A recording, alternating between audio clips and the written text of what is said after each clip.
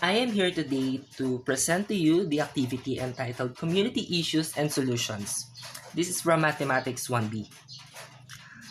To start, community issues are no stranger to us that we encounter them on a daily manner. We have this improper waste disposal, the insufficient lighting of streets, the presence of addicts, and etc. And now I am going to present to you some of those issues that we found present in Barangay Gatid. To start, Gatid is a barangay in the municipality of Santa Cruz, Laguna. And just like any other community, the said barangay seem to have issues and problems to be present.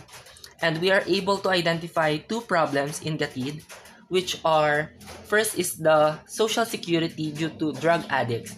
In here po, parang the residents are not really safe because there are many drug addicts or users lurking around, which fears them to go outside to socialize and to build relationship with others. The second one is the availability po of streetlights.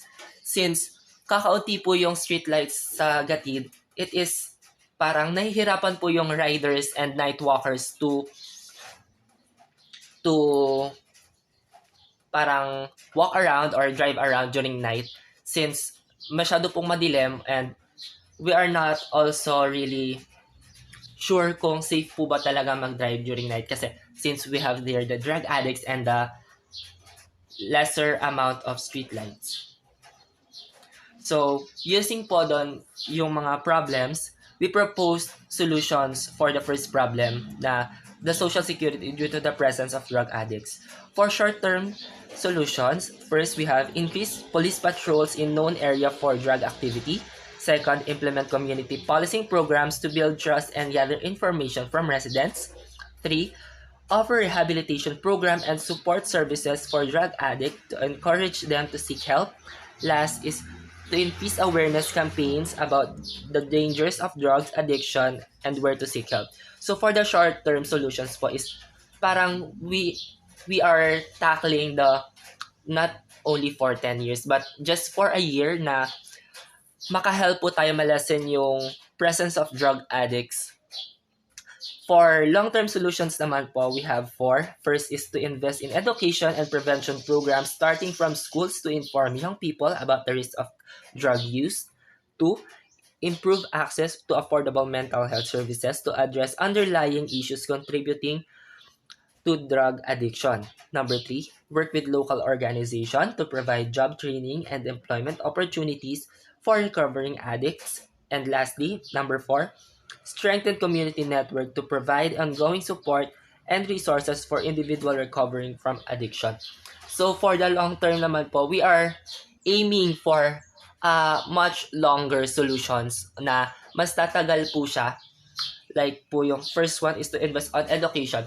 Not only the drug addicts are yung matutulungan nito but also the students or the youth na para po hindi sila matulad doon sa mga addicts and to help them prevent using drugs.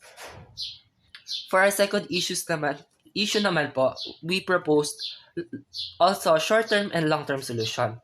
So for the short-term solution for the availability of streetlights is number one, conduct an assessment of areas lacking adequate street lighting and prioritize installation in high traffic and high crime areas.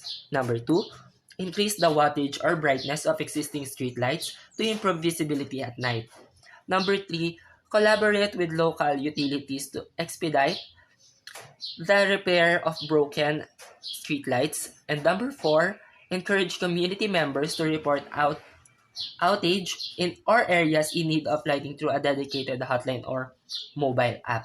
So, for dito naman po sa streetlights, we are not aiming to increase the number of streetlights for the short term. We are aiming to parang mas mapaliwanag po yung night natin to avoid that accidents and crimes during night na nag-a-add po dun sa fear ng mga residents of Gatid.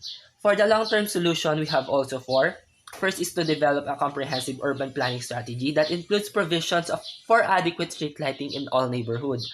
Number two is to invest in sustainable and energy-efficient lighting technologies to reduce long-term maintenance costs. Number 3 is to implement smart lighting system that adjust brightness based on the pedestrian and vehicular traffic patterns. And number 4, engage with residents in the design and placement of streetlights to ensure they meet the needs and preferences of the community. So for the long-term solutions po, dito naman po natin na masasabi na we need the help of our local government, wherein we need them to provide us the resources para po mas maging impactful or mas maging effective yung magiging solutions natin. So, with the stated issues and solutions above, we can say that we can create a better community with the help of every member in our community. It is not only useful for our community but also to the community of others. Dito po, as a community, we can help each other using our opinion. We can create solutions, and to help us, local government should also do their part. So dito po, hindi natin kayang gumawa ng solusyon mag-isa. We need the help of our community po.